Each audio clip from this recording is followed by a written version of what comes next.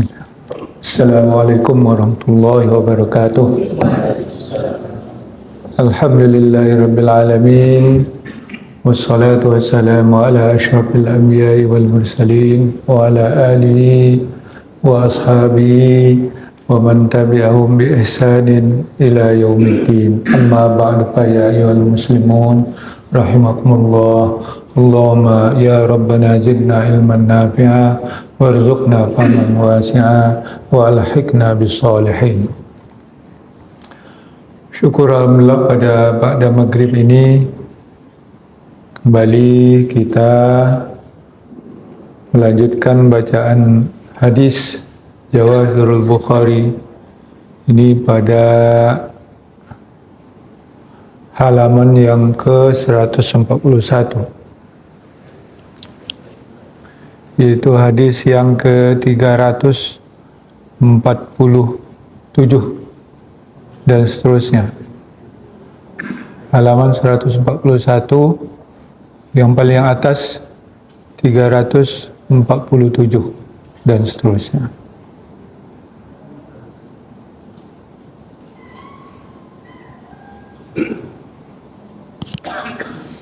Masih dalam bab hutang piutang. Sebelumnya kita bersalawat untuk junjungan kita, Nabi kita Muhammad. Allahumma salli ala Sayyidina Muhammad wa ala ali Sayyidina Muhammad. Bismillahirrahmanirrahim. Qala al-Imam al-Bukhari rahimahullah, haddatsana Abu Walid haddatsana Syu'bah an Adi ibn Sabit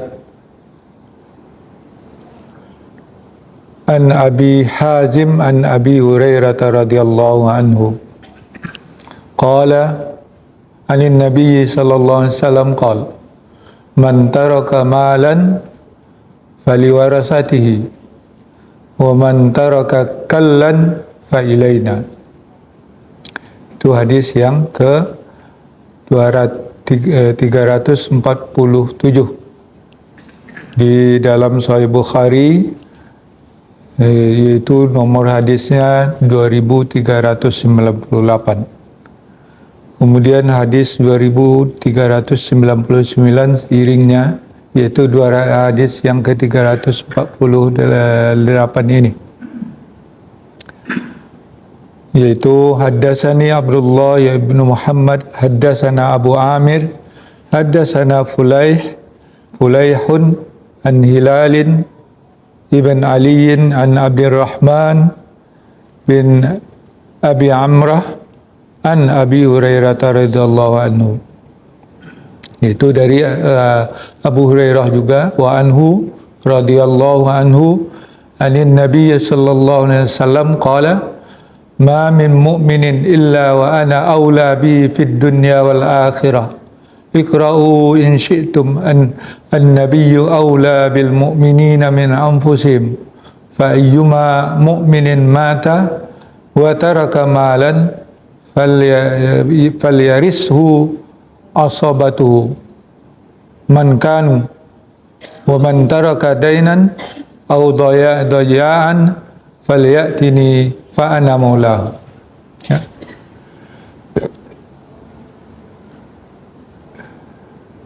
Judul dari Sahih Bukhari itu adalah tentang bab as-salah. Itu salat kepada orang yang meninggalkan hutang. Dari Abi Hurairah radhiyallahu anhu, dari Nabi sallallahu alaihi wasallam, beliau bersabda, man taraka malan, siapa yang meninggalkan harta, dia meninggal dan meninggalkan harta, faliwarasatihi, maka hartanya itu adalah untuk ahli warisnya. Wa man taraka kallan fa ilaina, siapa yang meninggalkan tanggungan, keluarga yang belum mandiri tapi hartanya tidak ada, fa ilaina, maka kepada kami, artinya diserahkan kepada kami. Itu hadis yang 347. Kemudian hadis yang ke-348 dari Abi Hurairah juga, wa anhu aidan, wa anhu radhiyallahu anhu, dari Abi Hurairah juga dari Nabi sallallahu alaihi wasallam, beliau bersabda, ma min mu'minin illa wa ana aula bi fid dunya wal akhirah.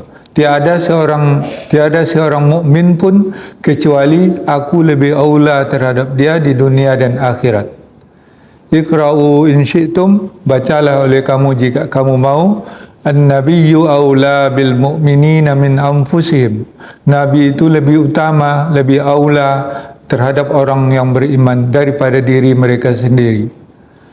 Fa ayyuma mu'minin mata, maka sesiapapun kaum mukmin yang meninggal, wa taraka malan, dan dia meninggalkan harta, falyarishu asabatuhu mengkan, ya, maka hendaklah dia yang meninggal itu diwarisi oleh semua keluarganya yang ada, mengkanu, yang berhak mendapatkan warisan. Wa man taraka dainan, dan siapa yang meninggalkan hutang, au dayaan, atau keluarga tadi yang belum mandiri, falyatini, maka hendaklah dia datang kepadaku, fa ana maulahu, akulah yang maulanya, ya, yang menanggungnya. Ya, di dua hadis yang dinukilkan oleh Al-Musannif rahimahullah dari Sahih Bukhari ini, yaitu tentang tanggung jawab seorang pemimpin, ya, bagaimana status, ya. Hadis yang pertama, kalau seseorang meninggal dan meninggalkan harta, maka hartanya untuk ahli waris. Dan kalau yang meninggal itu meninggalkan, di sini istilahnya kallan itu adalah keluarga tanggungan dia yang belum mandiri, anak atau yang lainnya yang berbuat tanggungan dia. Fa ilaina, kata Rasulullah sallallahu alaihi wasallam. Jadi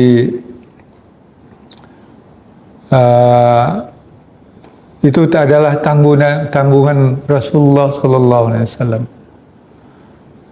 ditanggung oleh negara. Ya, itu yang sudah digariskan. Jadi ini di syarahnya disebut warada fi babis shalah ala man taraka daina. Ini di sini disebutkan oleh Imam Bukhari dalam bab as-shalah, salat orang yang meninggalkan hutang. Wal kallu as-saqal wal iyal, dan kallu itu artinya adalah keluarga, keturunan, dan wal iyal, dan keluarga. Fasayyiduna Rasulullah sallallahu alaihi wasallam walal mu'minin wa rais waliyul mu'minin wa raisum al-a'la yasuddu dainal mayit idza lam yakul lahu malun wa yad'u lahu wa yunfiqu ala iyahi wa yuasihim. Jadi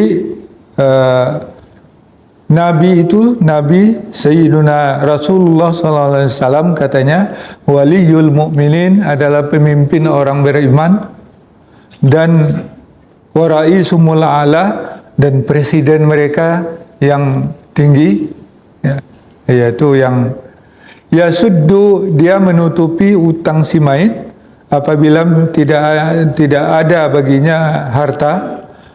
Wa yad'u lahu, dan dia berdoa untuknya. Wa yunfiqu ala iyalihi, dan dia memberi nafkah kepada keluarganya yang tinggal dan memelihara mereka. Nah, ini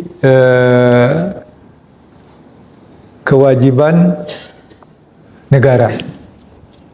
Jadi kalau ada orang meninggal, kalau dia kaya meninggalkan harta, ya sudah, hartanya dibagi-bagi oleh ahli warisnya. Tapi kalau tidak, dia meninggalkan keluarga yang masih belum mandiri, ya, itu al-kallu, ya, maka itu kewajiban negara. Fa ilaina, kata Rasulullah SAW, itu dibayar dan dijamin oleh negara. Demikian juga hadis kedua, Nabi SAW menyatakan, ma min mu'minin illa wa ana aula bihi fid dunya wal akhirah. Tiada seorang mukmin pun kecuali aku lebih aula dengan dia, lebih utama dengannya dari di dunia dan akhirat. Ya, seperti disebutkan dalam surat Al-Ahzab, an-nabiyyu aula bil mu'minina min anfusihim wa azwajuhu ummahatuhum. Ya, jadi Nabi itu lebih utama bagi orang mukmin itu daripada diri mereka sendiri. Jadi begitu rakyat mencintai pemimpinnya. Jadi lebih mengutamakan pemimpinnya daripada diri mereka sendiri, ya, terhadap Nabi. Begitulah sifat para sahabat kepada Rasulullah Sallallahu Alaihi Wasallam. Tapi apa tanggung jawab pemimpin kepada rakyatnya? Sudah begitu mereka mencintai pemimpinnya, fa ayyuma mu'minin mata, siapapun orang mukmin yang mati, wa taraka malan, dan dia meninggalkan harta, falyarishu asabatuhu mankanu. Jadi maka hendaklah asabahnya, asabah itu semua, ya, asabah mereka yang ada, ya, mankanu, ya. Jadi yang berhak menerima warisan itu bagi-bagi. Artinya negara tidak minta. Ya, tidak ada pajak dalam hal ini. Ya, tentu saja kalau ada zakat, dia sampai nisabnya dan sampai haulnya, tentu dibayarkan zakatnya dulu, kewajibannya.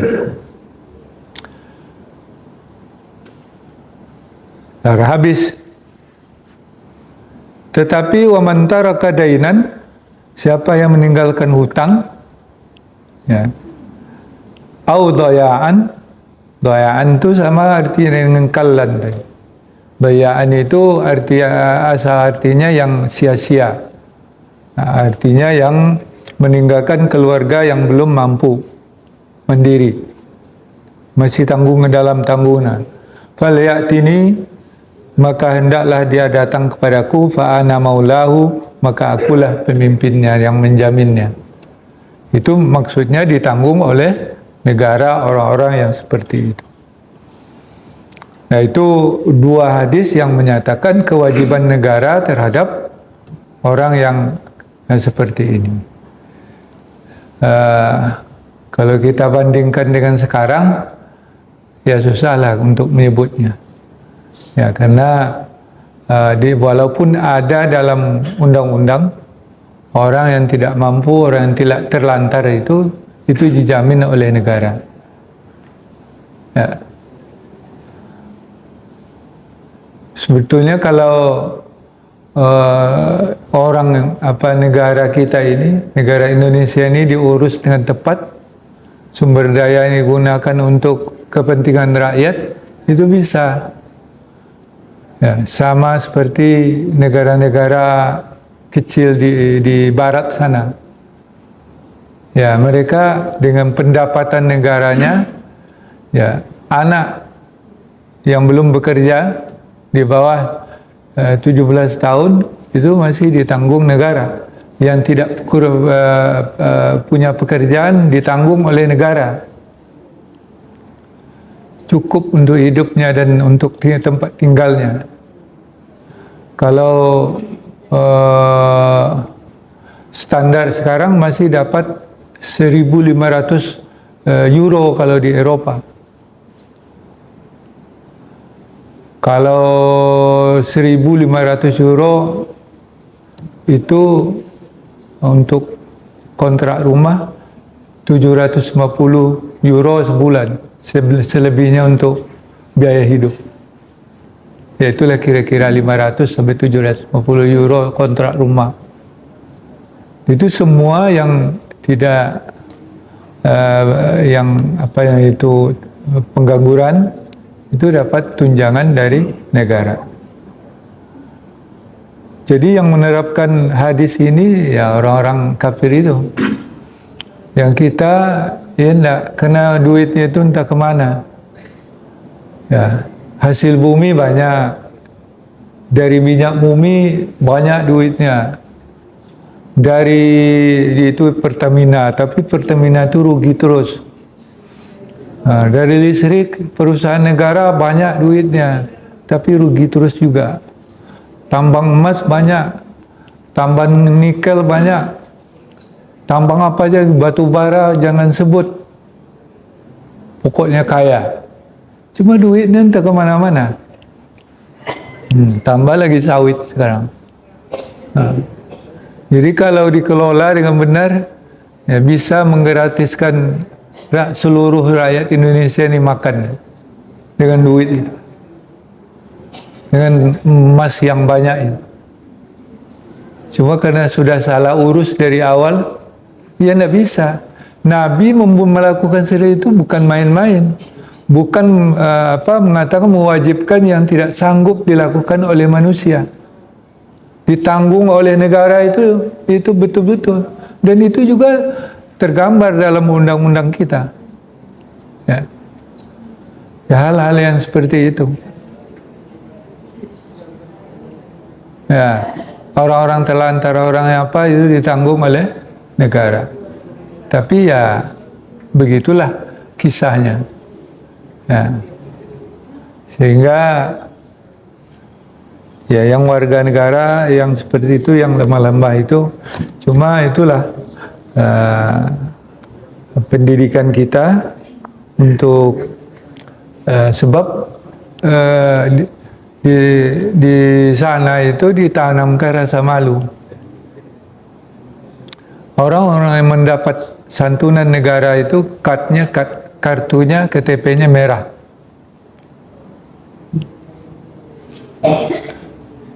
Jadi malu itu datang ke bagian sosial itu untuk mengambil datanya. Tapi kalau kita dibuat seperti itu, bersabung nyawa boleh berebut, mati boleh untuk berebut-rebut, tidak ada rasa malu untuk menerima tanpa kerja itu. Dia orang itu kalau tanpa dia mengeluarkan jasa atau kerja lalu menerima duit, itu namanya menerima sedekah. Itu mana sedekah negara. Nah, itulah kelemahan-kelemahan kita umat Islam yang mungkin entah dari mana, ya kita juga suka menerima, kalau dikasih orang kita cengengesan gitu, senang. Ya. Itu kalau orang itu dididik buat tidak menerima, dia dididik menghasilkan. Nah, menerima tanpa jasa itu adalah suatu aib gitu.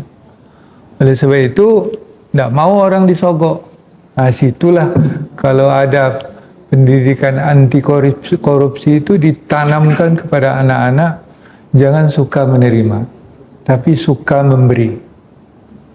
Ya. Suka ya menerima sesuatu sesuai dengan apa yang dikerjakan. Nah, itu dididik kepada anak-anak kita supaya dia tidak mengharapkan belas kasih orang lain. Ya, syukur-syukur kalau negara yang menanggung. Ya, kalau yang diajarkan oleh Rasulullah SAW itu, karena Rasulullah sebagai pimpinan, sebagai presiden, sebagai pimpinan negara, maka dijamin oleh Rasulullah SAW semua orang-orang yang seperti itu. Jadi